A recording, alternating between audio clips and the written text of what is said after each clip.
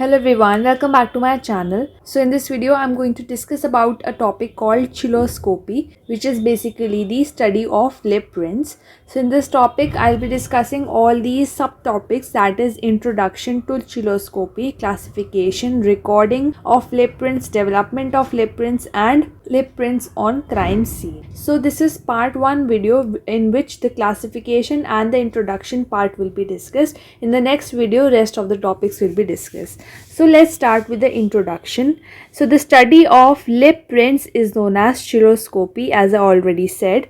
It is believed that a person's lip prints are unique, but they are rarely used in criminal cases as its credibility has not been resolutely established in our courts. Now they can be found at variety of places in the crime scene.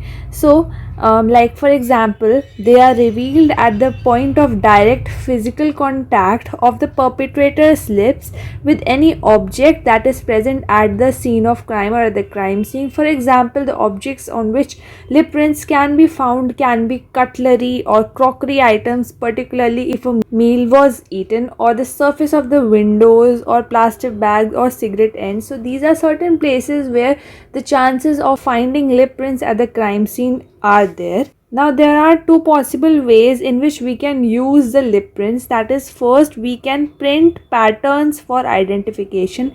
Lip prints have different kind of patterns which we will be seeing in the upcoming classification of lip prints. There are different types of patterns that are present that makes the lip prints unique.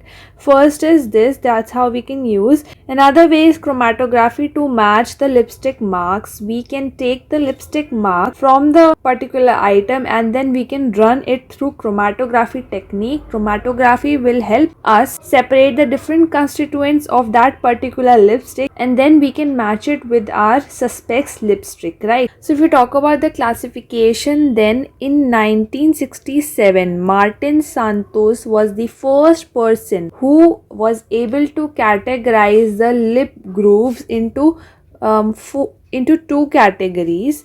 First, or we can say two groups. So these two groups are, first is simple and second is compound. So lip prints can be either simple or compound. They are said to be simple when they are formed of only one element. This element can be a straight, it can be a curve, it can be angular form, it can be sinusoidal. Alright, so it is said to be simple when only one kind of element is present. Now the lip prints can also be compound. They are said to be compound when they are formed of several elements, in which we can have different forms like bifurcated, trifurcated, analogous. Alright, so this is how Martin Santos was the first person to actually categorize these lip grooves. He made this classification in the year 1967. Then there's another important classification called Suzuki and Tsuchihashi classification.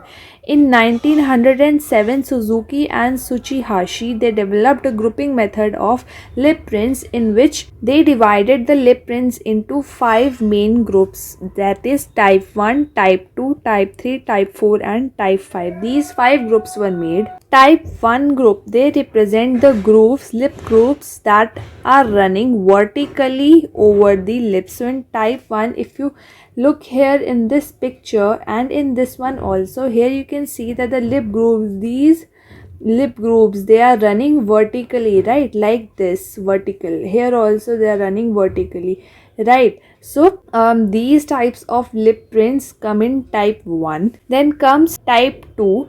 Type 2 has partial length grooves of type 1. If you look here in this picture, we are having like the type 1 can be of two type. It can come, the grooves can be complete or they can be partial also, right?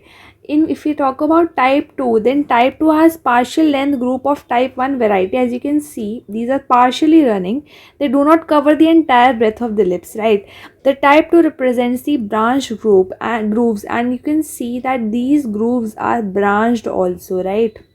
So in type 1 we have vertically running lip grooves which can be partial or full. In type 2 we have the branched grooves.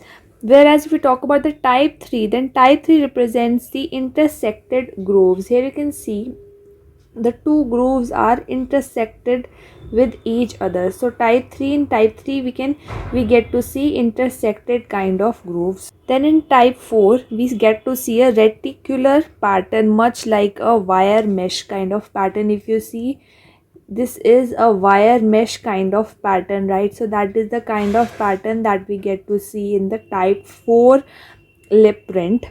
And then comes type 5 that represent all the other patterns, all the leftover patterns. If we see the irregular patterns, the non-classified patterns, they are classified under the type 5 lip print. So this was the classification given by Suzuki and Tsuchihashi in the year 1970. On the basis of the pattern of the lip grooves that are present on the lips, they divided the lips into 5 main types, that is type 1, type 2, type 3, type 4 and type 5.